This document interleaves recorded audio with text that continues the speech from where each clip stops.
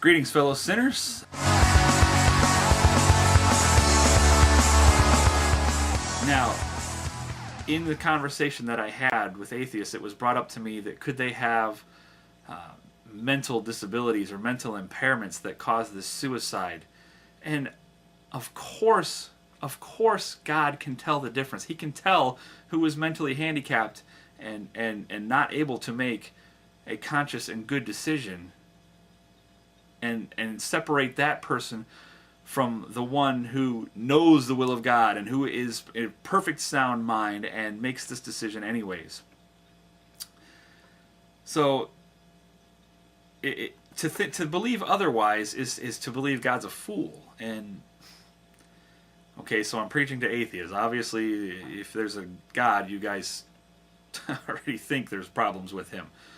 But I believe that God is perfect in many ways because he can judge us on a one-on-one basis. That's why we were God is perfect, and God can judge us on a one-to-one basis. He knows what you've done different from me. He knows what I've done different from you. We've all sinned, and suicide is just another sin, of course. But our passage into heaven is based on our commitment to attempt to not sin anymore, to attempt to turn to Christ for the right answers and for the right reasons. And when you turn away from him, when you blatantly disregard him, why would you think you would not be blatantly disregarded in return?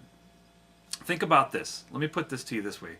If you're married and your husband or wife cheats on you, okay, obviously you're going to kick them out of your house. There's no place for that. To get back into your house, to get back into your life, they're going to have to do something that proves that they are sorry and that they still love you, right? Am I crazy here? Because if my wife cheated on me, God, let's hope not, she's gone from my life, first of all, because she's made a choice to choose something else over me. And second of all, she's not coming back and not attempting to even get back into this life without an apology, and a sincere apology, one that has to be convincing to me.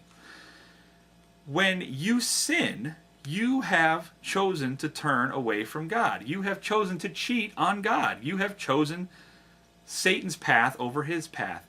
To get back into God's graces, you then have to choose to apologize, and you have to choose to show that love for him again, to get back into his house, to get into heaven.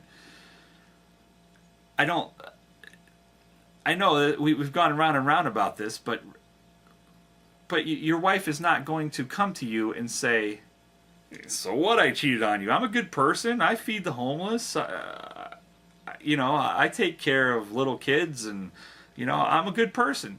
You're not really going to care how good of a person she is because she has cheated on you. She has committed sin against you. God is putting it in very similar terms to us. He's telling us that when we sin against him, you're cheating on him. You've chosen evil over him. You've chosen Satan's path over his path. And if you want to get back in, if you want to be made whole, then you need to repent of those sins to him and turn to the one who has paid the price for that sin, which is Jesus Christ. So, to choose God, to do that, to go through all that, and then still choose to commit suicide, to blatantly and wholeheartedly choose Satan's path again, is blaspheming God, is turning your back on God, and not trusting him, not trusting that he will give you the strength and power to get through whatever ails you, whatever is bothering you right now. So I know that this video is stirring up as many questions as it's answering, but that always happens. If I were to ask an atheist a question and you were to answer me, I always have 10,000 more. So take this for what it's worth. Take it that, yes, can you get into heaven after the act of committing suicide? I believe so. Will you get into heaven after the act of committing suicide? I believe not. I hope that clears it up for you. I will do my best to answer your questions in the comment section. If I get enough of the same question over and over, I will obviously make another video in response to it. And to the person who asked me the question and those who were watching, this was on a blog TV session, you know who you are. I hope this helps. This is a very troubling question because it's not one of those ones that God outright answers when you look in the Bible. It's similar to homosexuality or abortion. It's vague in there. It's not as outright as thou shalt not murder. It's not as outright as thou shalt not commit adultery. So you have to